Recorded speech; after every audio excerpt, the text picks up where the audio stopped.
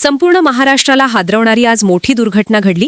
महाराष्ट्राचे उपमुख्यमंत्री अजित पवार यांचा विमान अपघातामध्ये मृत्यू झाला। त्यांच्यासोबत त्यांचे अंगरक्षक विदीप जाधव हे त्यांच्यासोबत होते। आज सकाळी त्यांच्यासोबत घरातून 6:30 वाजता विदीप जाधव निघाले होते आणि आजच्या अपघातामध्ये त्यांचा देखील मृत्यू झालेला आहे।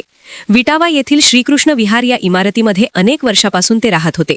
या घटनेनंतर त्यांचे नातेवाईक आणि त्यांच्या मित्रमंडळींनी दुःख व्यक्त केलं आहे।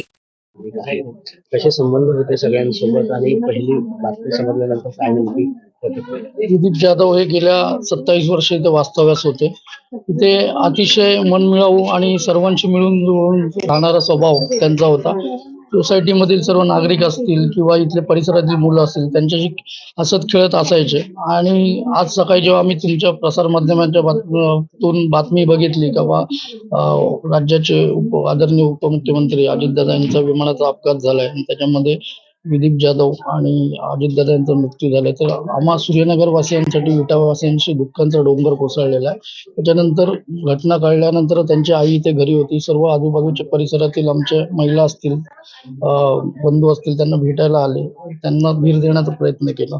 आता ते सर्व त्यांच्या बारामतीकडे रवाना झालेले आहेत। परंतु सर्व विटावा सूर्यनगर वासी असतील किंवा श्रीकृष्ण विहार वासी चाळीतील आमचे सोसायटीचे सर्व सभासद असतील हे त्यांच्या सोबत आहोत आणि आमच्या सर्वांच्या वतीने त्यांना भावपूर्ण श्रद्धांजली आम्ही अर्पण करतो। काय सांगणार?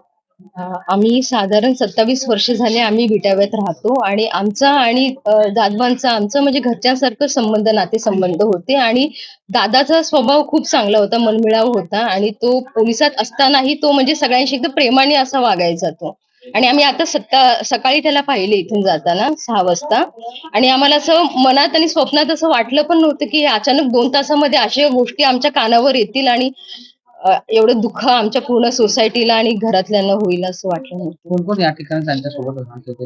आता त्यांची आई त्यांच्यासोबत, वडील राहत होते, त्यांचा मुलगा, त्यांची मुलगी आणि त्यांची पत्नी त्यांच्यासोबत राहत होती। मुलांची वय काय आहेत? मुलीचं मोठी मुलगी आहे त्यांची, मुलीचं 13 वर्षाची असेल आणि मुलगा 7-8 वर्षाचा आहे त्यांचा। काय एकंदरीत लागली? कोण होती? 22 वर्ष आम्ही एकत्र राहिलो इथे। त्यांचा स्वभाव चांगला, मनमिळावू, कधी कुणाशी भांडण नाही, काय नाही, चांगल्या स्वभावाचे होते ते लोक सर्व। एकंदरीत काय नेमकं भावना आहेत? कारण 22 वर्ष एकत्र असणाऱ्या एखाद्या व्यक्तीने असं अचानक झालं असं कुणाच्या प्रसंग येऊ नये, पण देवाच्या मनात आल्यावरती कुणाला काय कुणाच्या हातात नसतं ना ते। आम्ही सर्व एकत्र होतो।